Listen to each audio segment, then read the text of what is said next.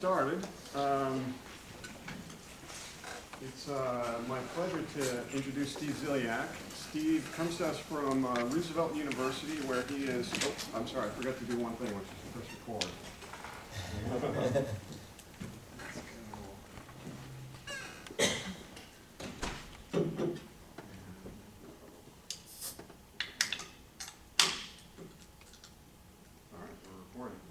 All right, let's try that again. Take two. All right. So it's my pleasure to introduce Steve Ziliak. He comes to us from Roosevelt University, where he is a professor of economics. He's also faculty in the Social Justice Studies program. He's also conjunct professor of business and law at the University of Newcastle. And I want to say that he is probably the only economist alive who has also published in the Journal of Economic Literature, The Lancet, and Poetry Magazine, or the Journal of Poetry. So he's quite a polymath, and we're very happy to have him here today. So I'll just turn it over to Steve. Thank you so much, Eric. My slides. Yeah, okay.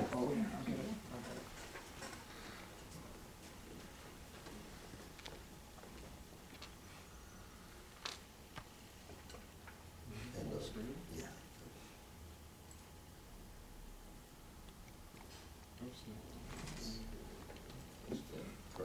Thank you so much. Thank you so much again, Eric. Thank you, everyone, for coming. So great to be back. It's my third time on the UMKC campus. The first time was in 2003 at the ICAPE conference, Heterodox Economics Conference, where I met Eric for the first time. The second time was in 2015. I gave a keynote address at the interdisciplinary PhD program, thanks to Linwood, so I'm so happy to be back. There's a tension in the statistical sciences, statistics itself, but also in all of the sciences, from economics to medicine. The tension can be illustrated by thinking about the philosophies, methodologies, and impacts of these two gentlemen on the screen. On the left, we have someone who's quite well known, and his name is uttered so frequently, it was probably uttered many times already today on this campus. That's Ronald A. Fisher. Ronald A. Fisher, who is known by statisticians for his contributions to maximum likelihood function, analysis of variance. In fact, he invented the phrase analysis of variance. Sufficient statistics, he invented that phrase. And most especially, he's well known for the p-value, which is an important topic of today's talk. Ronald Fisher was an academic who spent most of his career as a professor or as a researcher in genetics, not in statistics. Most of his work was in genetics, population genetics. But he had a background in mathematics, and he was interested in small sample theory, small sample distributions, and small sample inference, an idea that he got interested in when he was looking at some small samples of data in genetics, of mice in particular. Ronald Fisher took what I call a sizeless approach to hypothesis testing, a sizeless approach to statistical significance. Statistical significance to Ronald Fisher was an on-off function, kind of like the lights that are illuminating this room are an on-off function. Something is either significant or it's not significant in Fisher's rhetoric, and that was good enough for him. Now some people will say, oh, hang on, in 1956, in one sentence of one book, he said anybody who relies on a fixed level of significance, such as p less than 0.05, is probably not being very scientific. That's true, but I have a lot of evidence that for the first 30 years of his career, he told us over and over and over again to follow a bright line rule of statistical significance and ignore the other stuff. On the upper right-hand side of the slide is a person who I think ought to be better known. In fact, if I had my druthers, I would say we should say Mr. Gossett's name much more frequently than we do, maybe more frequently than we say Fisher's name. Fisher was a great scientist, he was a great mathematical statistician, but I think his methods are fundamentally flawed for most of what we want to accomplish in the fields from economics to medicine and everything in between. Mr. Gossett is better known in the literature by his pen name, which is student, as in student t-test, student's test of statistical significance. He had to use a pen name when he published because his day job was brewing beer for the Guinness Brewery in Dublin. And they wanted to protect their proprietary information, understandably, but they did encourage their researchers, such as Mr. Gossett, to publish their research when they thought they had something of note to give to the whole community. Mr. Gossett worked away as a brewer and an experimental farmer and experimental brewer for his entire adult career. And along the way, he revolutionized statistics. Now, Mr. Gossett, working for the largest brewery in the world, took what I call an economic approach to the logic of uncertainty. Gossett's duty as a guardian of the bottom line for Guinness, quality control and money, the same. His duty was to pay attention to the magnitudes, to the size matters, how much questions of science. And so at the end, he thought, we should probably think about inference, statistical inference, as one thinks about gambles, as one thinks about making a book, for example. And that's because, at the end of the day, he was trying to use small sample information to help the largest brewery in the world make executive decisions. How big is big? I just raised the question. Well, to the tune of 100 million gallons of unpasteurized beer per year by the year 1900. So Guinness couldn't afford to ignore the magnitudes. They couldn't afford a test that says the lights are on or the lights are off. It doesn't matter how bright they are or how dim.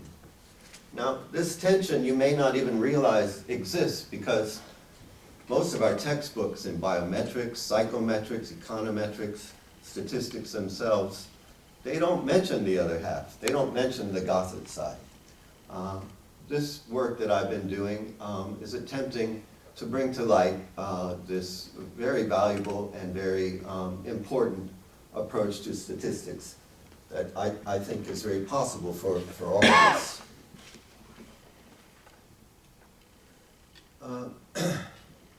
I'm an economist, but I'm trained in economic history, among other things. And so one of the things I think about is, well, like a historian would ask, how did we get into this mess? If there's such a big problem with significance testing, how did we get here? So I started digging around back in 2005 and digging around in the archives as historians are wont to do. And so since 2005, I've visited many archival libraries. The Guinness Archives in Dublin, University College London Special Collections Library, which has probably the largest collection of manuscripts, original notebooks, experiments, and letters of correspondence between the founders of modern statistics, starting with Francis Galton, then his protege Carl Pearson, Udny Yule, William Seeley Gossett, Jerzy Neyman, Carl's son Egon Pearson, and many, many others. So I've spent a lot of hours at UCL. But Gossett's research is also located in other places. He ran a lot of experiments on barley, which is the chief input to Guinness beer. It's from the barley that we get the malt for the beer. And many of those experiments were run in England with his collaborator E.S. Bevan. So I spent time at the Museum for English Rural Life in Reading, UK. If you ever have to go there, I recommend you pack your lunch in London and carry your lunch with you. It's very difficult to find anything. For some reason, they put the Museum of Rural Life in a rural area. And then many other libraries, including the Bodleian at Oxford, which is Gossett's alma mater. There are a number of articles, and perhaps most importantly, a book with Deirdre McCluskey that I've written about all this, called The Cult of Statistical Significance. Eric and the Department of Economics have a copy in their reading room if you'd like to see it in the near term. And these are just a few of the others.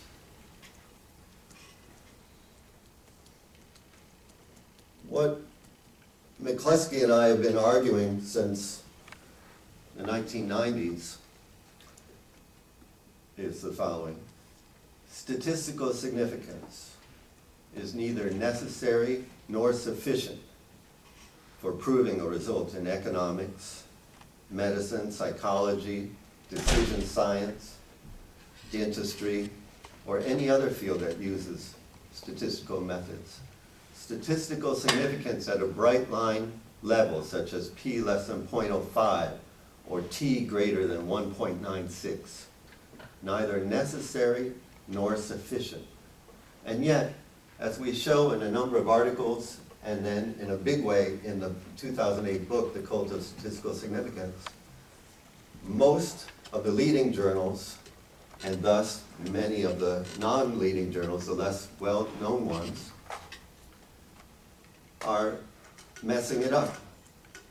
8 or 9 of every 10 published articles in the top journals say that statistical significance is both necessary and sufficient to prove a result, ignoring the thing that Mr. Gossett, the inventor of the test that they're using, most cared about.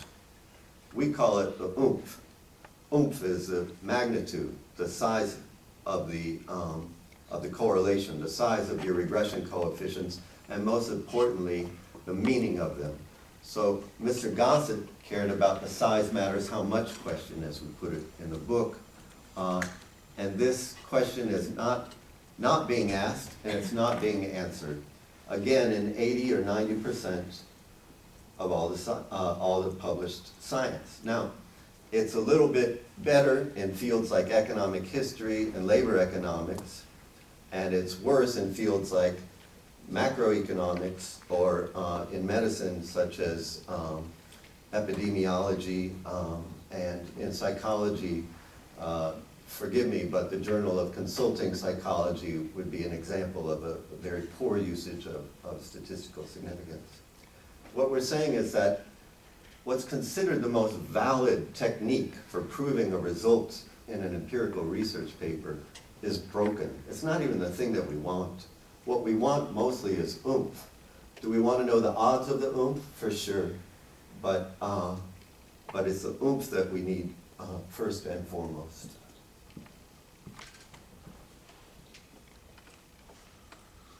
So let's try to think about this in terms of an example.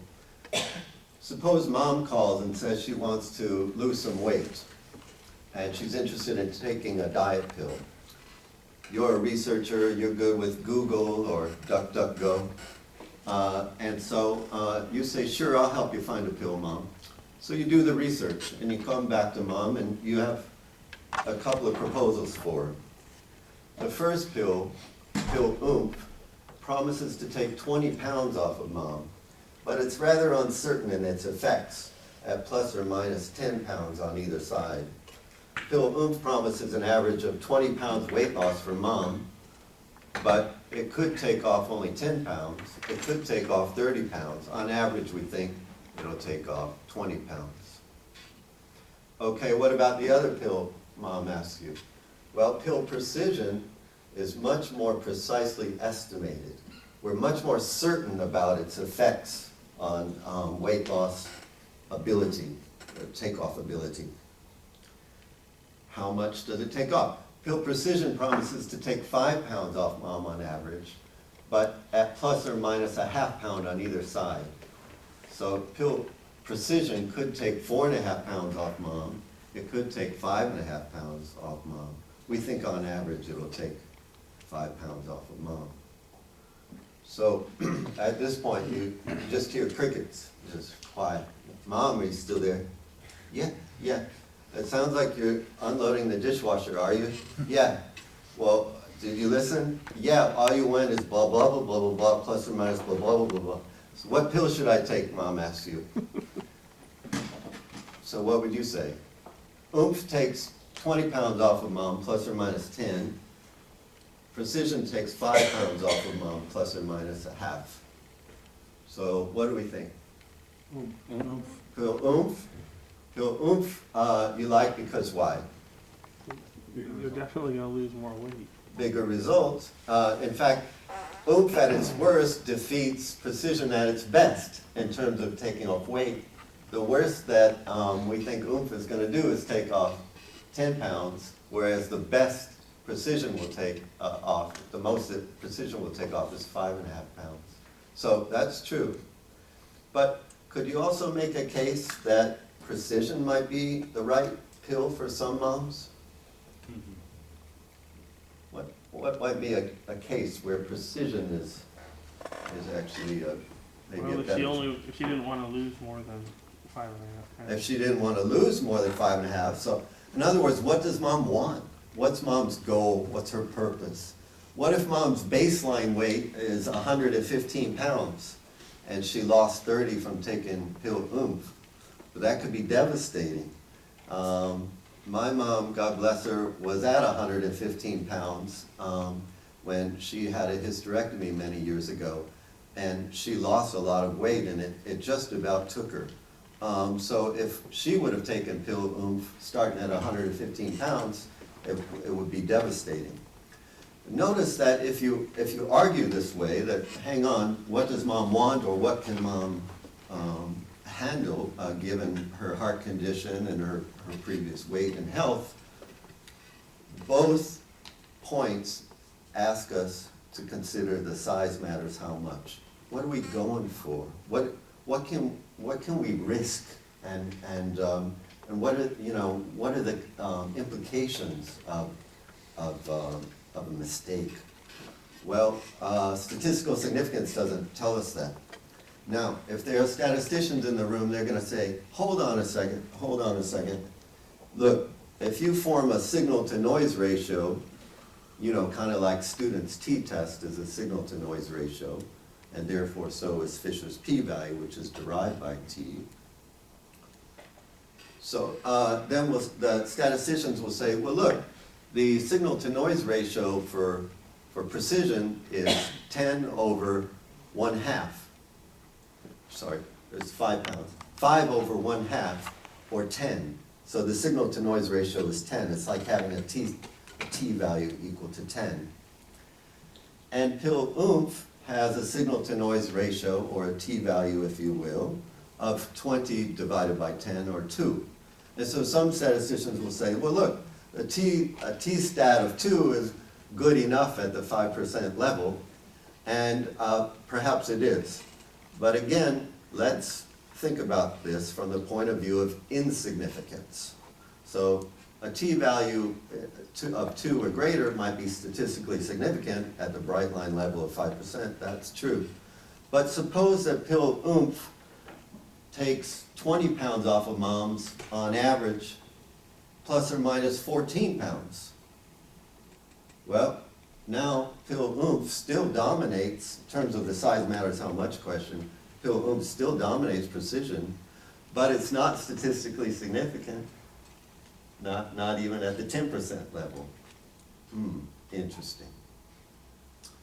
I first encountered this problem with statistical significance, and thus of insignificance, when I was working for the Indiana Department of Employment and Training Services in Indianapolis in the late 1980s. My main job was to develop econometric models to forecast the Indiana labor market conditions by occupation and industry. But the other part of my job was to serve as a kind of reference librarian in the days before the internet. Because our umbrella organization was the U.S. Department of Labor, Bureau of Labor Statistics, my job was to answer general questions about the Indiana labor markets and the Indiana economy in general. I got a phone call one day from a community development person in Gary, Indiana. You know who's from Gary, right? Michael Jackson? From Michael Jackson. And economists, who else is from Gary? The Music Man, also. Stiglitz. Oh, So Stiglitz is from yeah. Yeah. That's right. It's the Prince of Pop and Joseph Stiglitz. This man in Gary asked me a question. He wanted to know the distribution of unemployment rates for black youth workers aged 16 to 21 for Indiana metropolitan statistical regions. That's Gary, Fort Wayne, Indianapolis, down to Evansville. I was so confident we had the data, I said, I'll be right with you, hang on. And I set the landline down on my desk, and I pulled up my Lotus 1, 2, 3 spreadsheets. Boy, don't you miss those. No windows either, you know, you just go straight in. I couldn't find the data, I couldn't find the estimates, so I told him I'll call him back. So I went to my boss, he couldn't find them. His boss couldn't find them. Finally, we called the Chicago branch of the U.S. Department of Labor. And within about an hour, we got an internal email. Believe it or not, in 1988, we had an internal email system. But if you've ever seen those old Seinfeld episodes where Jerry's sitting at the computer and how the screen is blinking, you know, that's kind of how it was. So it was difficult to read, but I read the main message very clearly, which is, yes, we, the Department of Labor in Indiana, do estimate black unemployment rates for workers 16 to 21. We do that. But we don't release the data. Oh, why don't you release the data? Well, not statistically significant at the 0.10 level. They had a shut-up point, a censoring point of p less than 0.10. And of course, now, in the 80s, I didn't understand a fraction of what I understand now about all of this, but I knew enough to be upset. And I said, hang on a second, hang on. Isn't the unemployment rate for this cohort maybe 40% or something in Gary? This is in the 80s, nowadays maybe 90%. Isn't it about 40%? Yeah. But you're saying you don't want to talk about black youth unemployment because of this other thing called statistical significance, which you don't have. And that was the end of it. But I remember telling my colleagues, I said, I'm going to fight this thing. This really, really ticks me off. I'm going to fight this thing.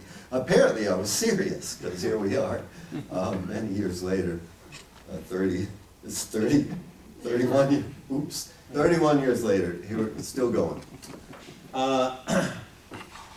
How about Vioxx? Vioxx is a pill from Merck, one of the largest pharmaceutical companies in the world.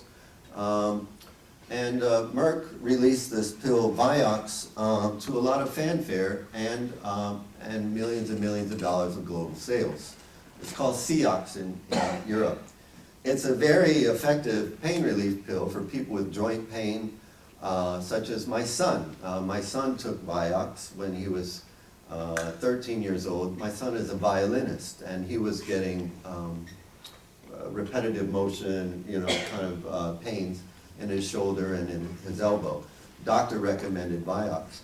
Well, about 2 months after my son started taking Vioxx, there was an article in the Chicago Tribune, front page, saying that a woman who was seemingly doing everything else correctly according to her doctor's orders, just up and died one day, and she was taking Vioxx. Well, it wasn't long after that there were quite a few others nationwide who had a similar experience.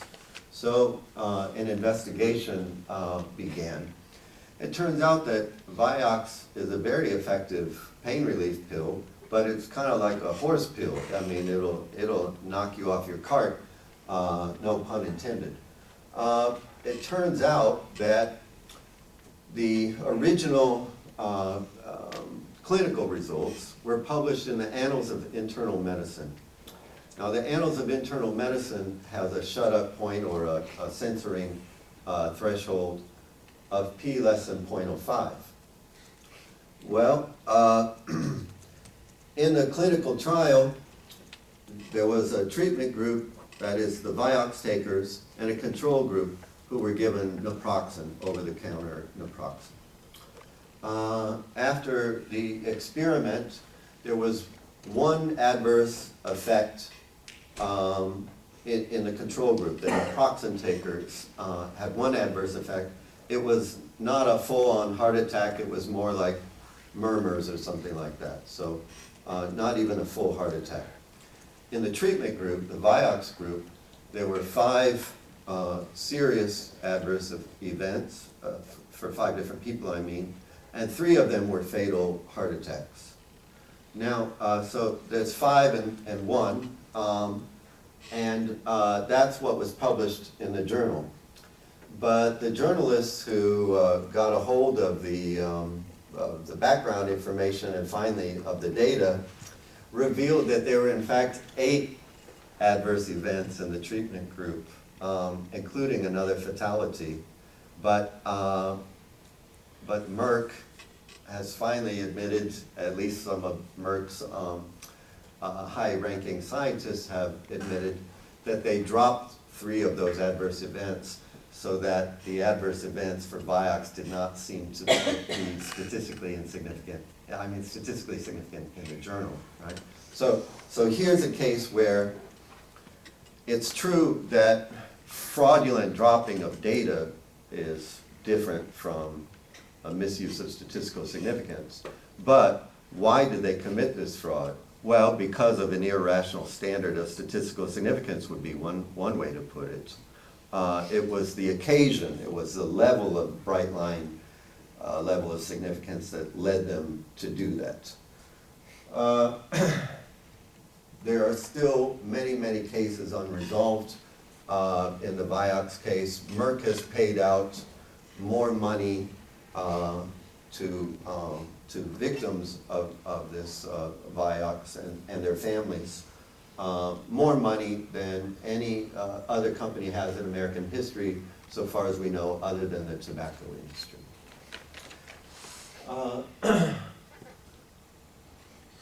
I'll skip down to the next line and come back to the Supreme Court in a minute. 369 articles published in the American Economic Review. I studied at University of Iowa for my PhD, and at that time Deirdre McCloskey and I, the same person who wrote the book with me, we decided to take on the economics profession regarding their use of statistical significance. And we used a figure or a form of argument that we call in rhetoric a fortiori, from the stronger. So the AER, the American Economic Review, is the highest ranked general interest journal of the profession. So we decided to examine all of the uses of statistical significance in a regression context, published in the AER for the decade of the 1980s. Our paper was written in the early 90s, so we looked at all of the work from the 1980s. It was 184 articles. Yes, I devoted a lot of time to that. We applied a 19-item questionnaire, questionnaire of economic significance, we call it. The 19-item questionnaire to every article that used a test in a regression context.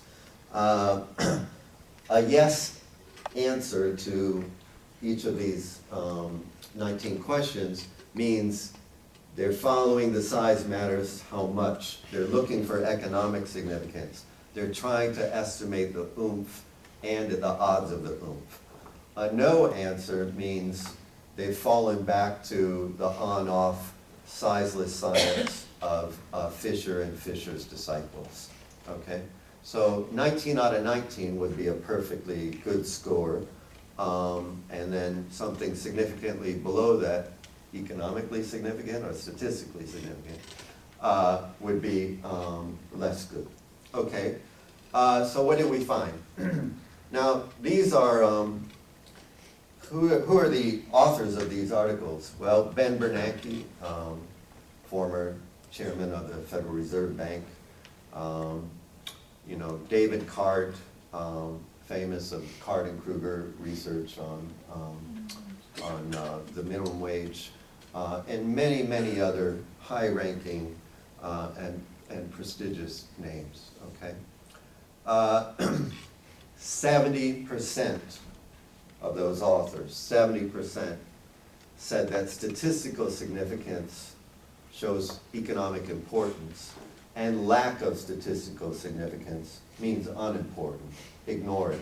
Drop the variable from the equation and rerun the regression, all of that kind of stuff. 70%.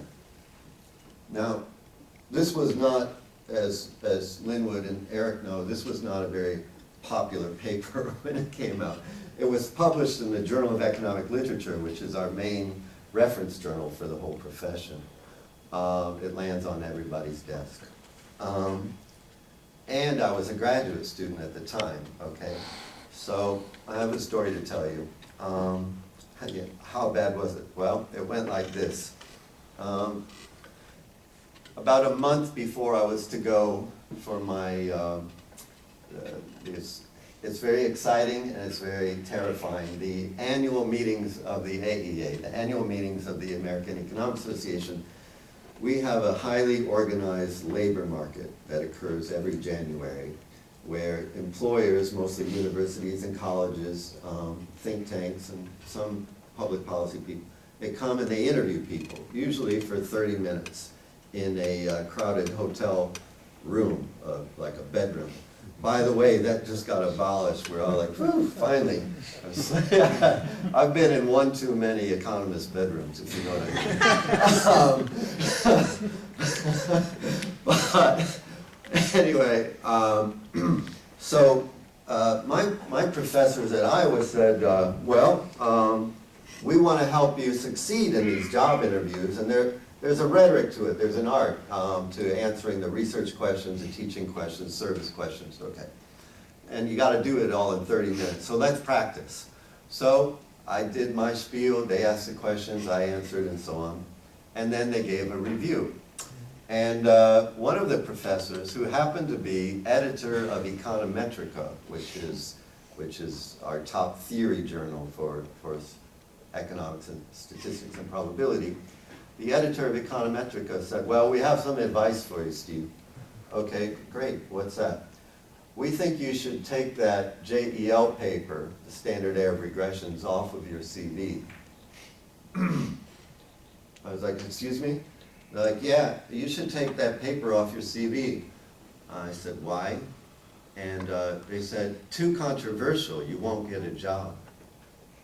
And now, the JEL is a top 10 journal. It's A-list. And people will sacrifice marriages to, what I mean is men will sacrifice marriages to get into journals like that, okay? So I said to the Econometrica editor, what would you do if you had a JEL? Would you remove it, you know? And he blushed and he, well, blah, we're just trying to help you. And I said, I know you are, I appreciate it. So I left that meeting, I started walking across the quad back to my office. But my adrenaline was so high, I started running. I ran to my office, pulled up my CV, and guess what I did? I inverted the order. Yeah, it used to be, you know, my name, address, and blah, blah, blah, you know, education and so on. At the bottom were pubs. I had 2 publications as a grad student. By the way, that was 2 more than the average back then. Things have changed now. So I inverted it. I put the standard error regressions article at the top of my CV. And I was the first person in my cohort, first student to get a job. I got a tenure track job before all the other ones did. So my advice to you students is, if your professor tells you to do something, do the opposite.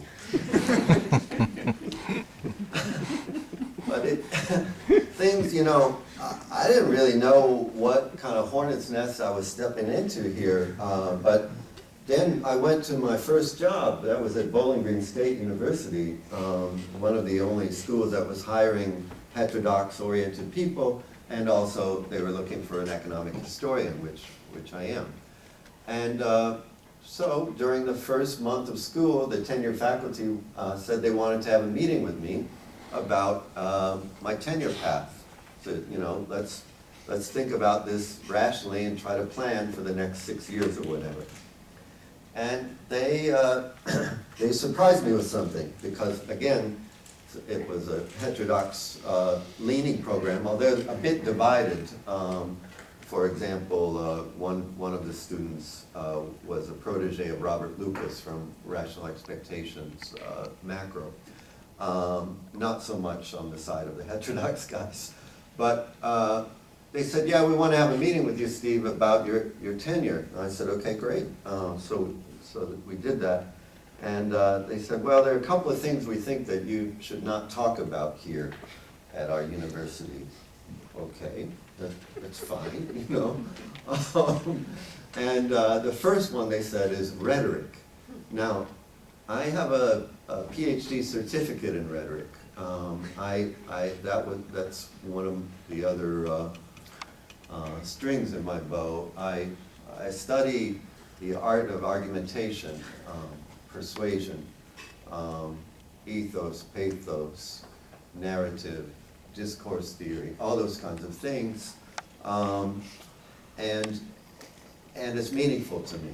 In fact, it's so meaningful that I continue to teach the rhetoric of economics and other human sciences every year at Roosevelt University. So they said, well, we don't want you to teach rhetoric to these students or even talk about it. Well, why not? Well, the other faculty, the non-heterodox guys, you know, Chicago School macro guys, they don't really like it. They don't think that's very serious business. Oh, okay, all right. You could have told me before you hired me, but okay. What's the other thing? Oh, statistical significance. That JEL article? Yeah, you should probably put the kibosh on that. Like, wow, okay. What's left, you know? I did have a dissertation on 19th and 20th century welfare history, so okay, so I guess I can talk about that, but maybe I better ask permission. So, you know, that's the way it went. Well, we took a lot of heat in seminars throughout the 90s, and around the year 2000, we had heard so many different types of reactions to our work. We decided to do again, to revisit the American Economic Review, this time for the decade of the 1990s. Because, you know, at some point people started saying, yeah, you and McCluskey told us about the significance mistake back in '96, but now, you know, people get that. Everybody gets it. There were a lot of mistakes in the 1980s, you know. Mullet hairstyles, you know, Kenny Loggins records. I mean, the list is long. But we corrected that now. We know how to do stats. So we consider that to be an empirical challenge. So we applied the same 19-item questionnaire to all the papers of the 1990s in the same journal. Turns out that the significance mistake got worse, not better. In the 80s, 70% of the papers made the fundamental error of confusing significance with importance and insignificance with unimportant. In the 90s, 80% of the papers made the same error. At that point, we were blessed with a tremendous amount of luck. A fellow who's now a good friend of mine and a colleague of mine at University of Newcastle in Australia, a fellow named Morris Altman, said he wants to do a big plenary at the next AEAs. That was for the 2004 San Diego meetings where Eric and I met again. This turned out to be so beneficial for my research and for the work that Deirdre and I do together. He got 8 discussants to come on stage, 8 different discussants. The chair of the session, now these names won't be very meaningful to people outside of econ and statistics, but for you, I'll just say, the chair of the session was Kenneth Arrow, a Nobel laureate in economics.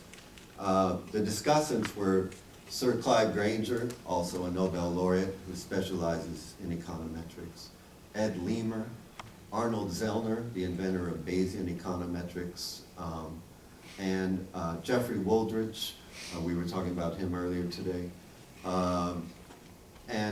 and others. So this was like, okay, that's who's on stage, right? Do you think I slept the night before my presentation? I mean, this was like, oh boy, and here comes the test. I thought, there was a test in Iowa with the mock interview. That's one kind of test. This is a different kind of test, standing in front of Granger and Leamer and Arrow, right? Well, there were more than 300 people in the audience, and we counted up a total of 5 Nobel laureates. So, okay, this was make or break moment, I guess, and bless you. And it turns out to be a make moment. It was excellent, and there was a journalist from The Economist magazine in the audience, who then, a couple days later, wrote a full-page focus article for The Economist, telling what we did, and it was a very positive review. That's when we decided, let's go for the book. This is not just about economics and statistics, it's about all the testing sciences. Fast forward to 2016.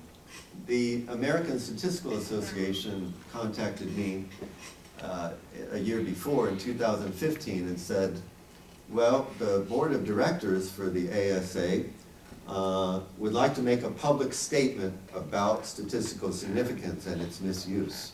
And I was like, hurrah. And then, to my surprise and delight, they asked me to take the lead in writing the statement. In 2016, we published, well, it's from the ASA Board of Directors by agreement. We published a 2-page statement on statistical significance and p-values. And it had, I highly encourage you to look at it. It's easy to find online. There are 6 points about what not to do with statistical significance and p-values. Of course, the better place to go is my book, The Cult of Statistical Significance, but the statement is a 2-page summary of what you find there. So that was a huge deal. I mean, the ASA is clearly the largest, but also, if you don't know, the most impactful statistics organization in the world, with 19,000 members and so on. They have their tentacles in a lot of places.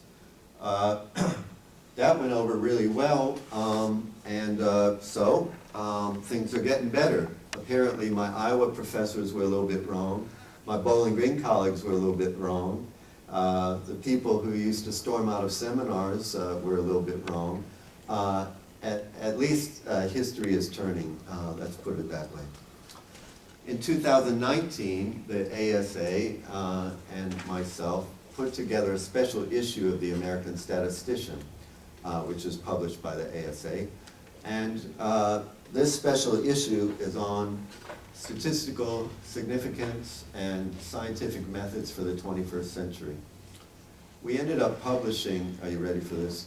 43 articles, all of which reject bright line rules of statistical significance and offer up alternative methods, alternative ways of reporting, okay? So that just came out in March of this year, 2019. It's 43 articles, so if you start reading them now, you should be, done with them by end of spring semester.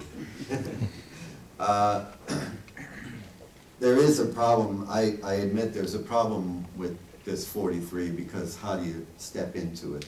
And we're working now on parceling them out into like special issues of special issues, so we have, it's easier to access. So the world is changing.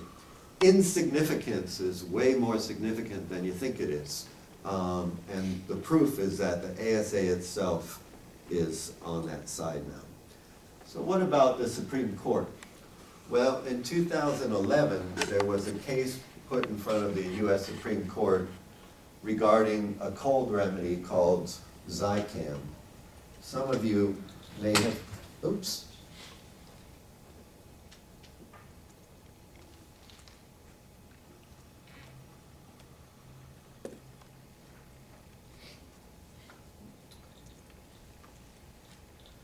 Some of you may have taken this Zicam. It's pretty popular. You find it at CVS or Walgreens or whatever. At Matrix, this case, Matrix versus Cassano, presented the Supreme Court with the following question. Can a plaintiff, such as you or me, file a claim of securities fraud against a company which fails to warn investors about adverse effects that are not statistically significant? Let me say it again. Can someone file a claim of securities fraud against a company if the company knew about some adverse events, such as the Vioxx heart attack, but did not report those events because they weren't statistically significant? Well, of course, Matrix, the producer of Zicam cold remedy, said, no, that's not grounds for a lawsuit. Cassano, representing the investors who lost millions of dollars, said yes. Why did the Supreme Court take on a case regarding statistical significance? Good question.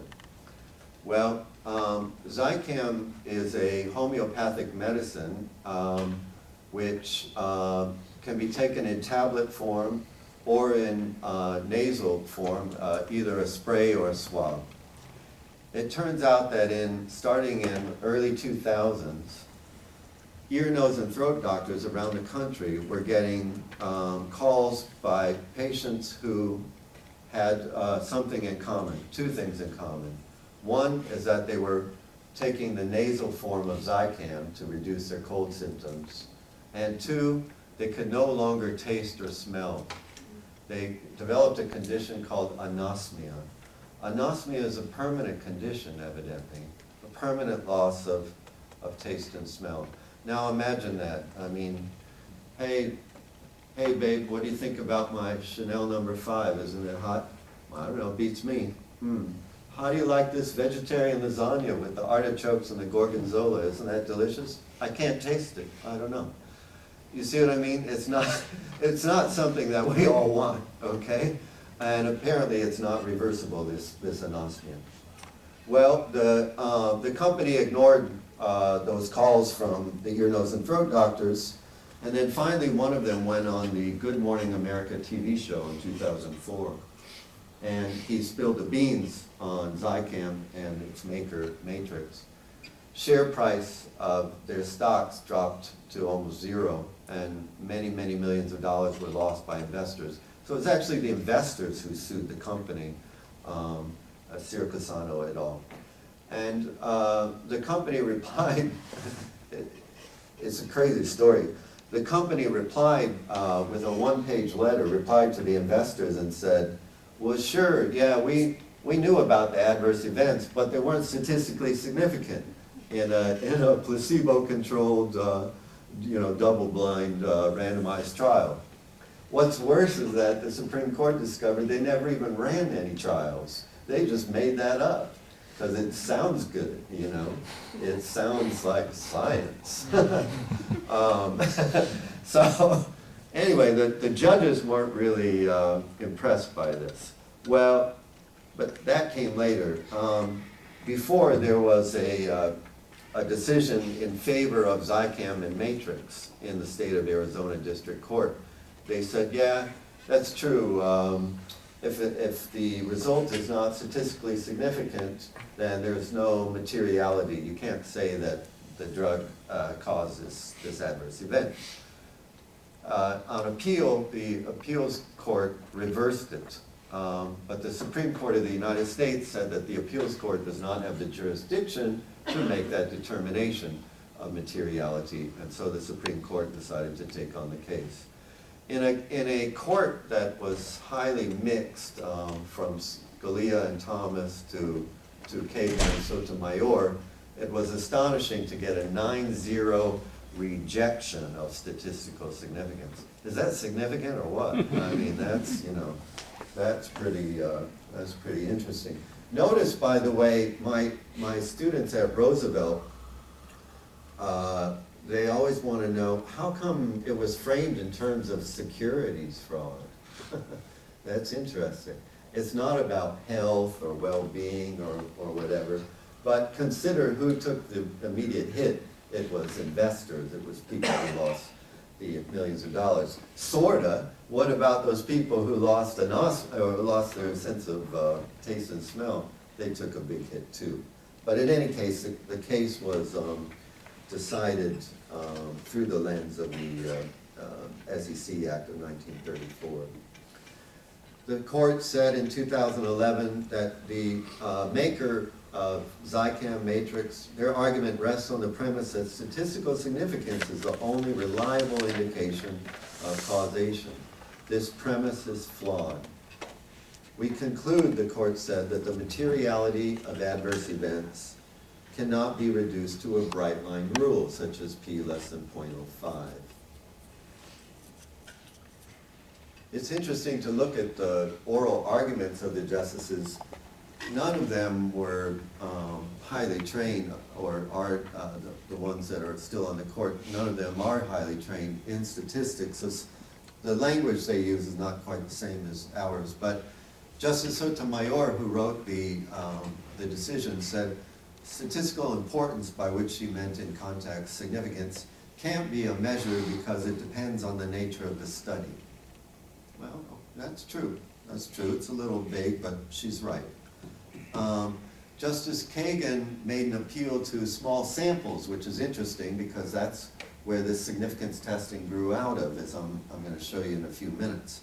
She said, if I heard that, and the comma is hers, by the way, that's not my comma. If I heard that 10 people went blind, 3 used it in one eye and 3 went blind in that eye, I'd stop using the product. She was talking about a contact lens solution. And she said, suppose you only have 10 observations of this contact lens solution. And out of the 10, 3 of the people using it went blind.